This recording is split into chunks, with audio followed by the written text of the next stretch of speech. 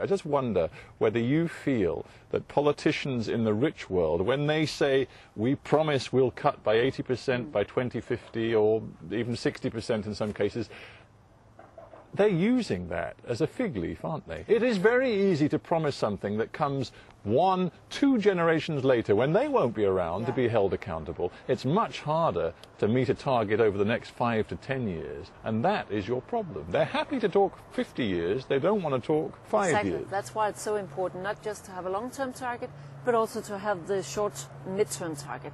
No discussion about that. It's also very important that they come forward with financing, because without financing and substantial additional and new finance, it will not be possible to make the developing countries mitigate and pursue low carbon growth development strategies. So for you, as the sort of mover behind this process, how much do you believe the rich world should put on the table as money for adaptation, technology transfer and mitigation to the poorer world?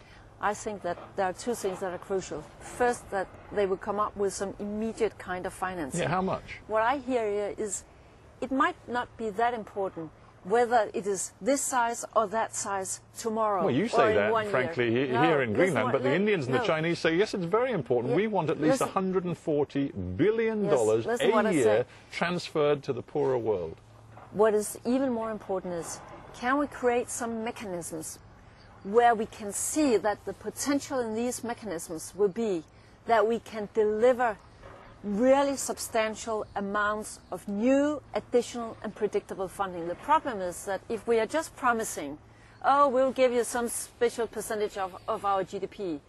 When was it we last time did that? Among other things, we did it with the developing assistance aid. How many countries delivered ever on that? Less than 10, Denmark being one of them, but not many countries ever delivered. Haven't met their promises so there is on no aid, credibility with the developing countries. They know, oh, you pledged this at international conferences, but we will never see the money. That's why we must find some other ways of doing it. Some money would come through the carbon market. Some money would come through. Forgive me, but it's not going to come through the carbon market because Obama and the Australians and many other countries are giving away their pollution permits. No, it will come through the carbon market. It will come through the flexible mechanisms that they will all need. It will come through an agreement on how to reduce deforestation. The polluter pays principle, something held dear by the Indians, the Chinese, many other developing countries. They talk about justice, and they say justice demands that demands are placed upon the rich world, not upon them, because the historic causes of the mess we are in come from the rich world, not from their economies. Do you accept that? And do you believe that justice and equity do not require serious demands to be made of the emerging economies? I think justice is important, and I think equity is very important.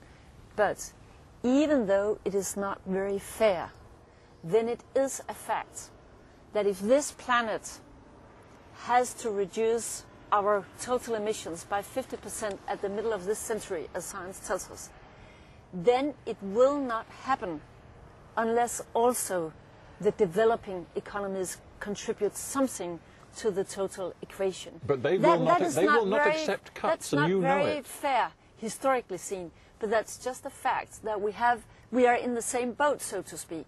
So yes, the rich countries, the developed countries, they will have to do most because they created the problem, but they cannot handle it alone. And if we do not acknowledge that and find solutions where all of us contribute according to our capabilities, who will then be hurt the most? The developing countries and the most vulnerable countries. And when the Indian Environment Minister, your counterpart, says to you, please do not lecture me and tell me that Indians cannot drive cars to the same extent that Americans do. Please do not tell me that the 40% who do not have access to electricity cannot have it because of carbon emissions. What do you say to him? I say I agree with him. And I notice that all the people in the room will agree with him. Nobody should ask India or anybody else not to go for growth for their people. They have the right to have growth, yes, but the trick is, how can we take care that that necessary growth would be a low carbon growth, would be a sustainable growth? Because if we don't manage that, then who will be hurt the most? well, several 100 million Indians would be heard long before you would be heard in London or in Copenhagen or elsewhere. To be clear, there is a discussion about a phrase, business as usual. That is, you make a projection as to the emissions that will come from India and China if they continue to grow at the present pace without major changes in their economy to reduce emissions. And then you do a projection if they make changes. And you're saying, are you, that the Indians and the Chinese have to cut this business as usual projection by what, 15 or 30%? That is what the IPCC, the International Panel on Climate Change, they have said that there must be a deviation from business as usual in the size of 15 to 30%. And do you think that they're prepared to accept that? I think that if you take what China, for instance, is already doing, expanding tremendously in the field of renewables, really focusing on enhanced energy efficiency, looking now into energy intensity, and they are even talking about, for the next 5-year plan, emissions intensity in their whole production. Yes, then I think that we will also see a substantial deviation from business as usual in China, and it will be in their own interest. And I think that the Chinese authorities, they know that better than anybody. And it will.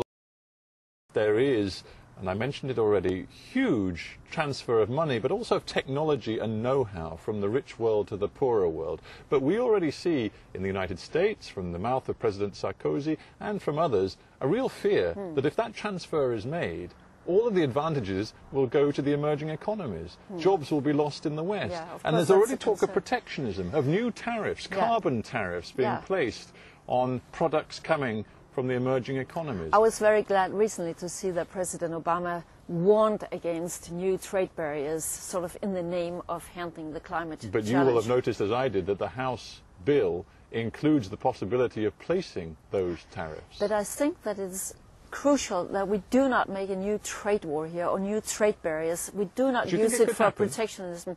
I think there is a risk of that. But I think that you think there's a real risk that the West will use this as a means of a new form of protectionism? Basically, personally, I believe, and that's what I work for, that we can find better solutions. And I think that maybe the term technology transfer is sort of unfortunate. What we talk about is to disseminate the technologies that are already out there to those who expand their economies the most. It is simply logical to do to those who are having the development and also to the rest of us. And that is very easy to find out. How can we do that? Because I do not own Vestas wind turbines in Denmark. I cannot give away their technologies, but I can try to provide a political framework that makes it attractive for them, and for instance the Chinese, to do business with one another, and by that disseminating the technologies. What I hear from you, Connie Hedegaard, is an immense desire to make this work. I mean, you have to be a professional optimist, because the scientists are the realists, and they tell us the need for urgency, and they tell us the scale of the change that has to come. And yet when I hear you talking about the politics, I come back to this word disconnect. And as one scientist put it the other day, he said, hope, which you have, hope cannot conquer the science. And that's the truth. That's very true, and it's also very banal. Everybody knows that. I think that you can build up expectations now and the pressure on politicians and governments worldwide so that they have to act. They have to do also the really tedious nitty-gritty work to put together the ambitious global agreement that the planet calls for. And I believe that if you build up this pressure, then the whole trick is to make the price so high that they do not dare not to deliver. That's basically what international politics is also about, or we will still be talking 10 years from now, and I hope that that will not be the case. Connie Hedegaard, thank you very much for being on Hard Talk. Thank you for having me. Thank you very much indeed.